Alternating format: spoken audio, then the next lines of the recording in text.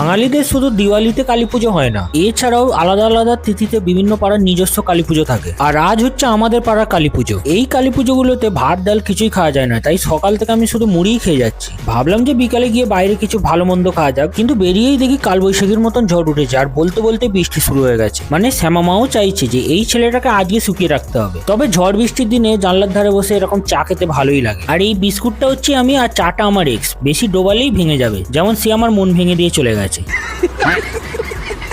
যাই হোক, একটু রেডি হয়নি পুজো দেখতে যাবো বলে, কিন্তু তখনই দেখি আমাদের সেটা লালেশ্বরী হয়ে সেজে আছে।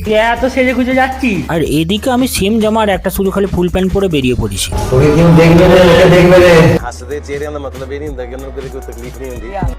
যাই হোক, এরপর চলে আসি আমি পুজো তলায়। আর এই হচ্ছে আমাদের মা, কত সুন্দর বলো তাই না? মায়ের কাছে ছেলেরা আর কি চাইবে, শুধু একটু ভালোবাসা আর একটা ভালোবাসার মানুষ।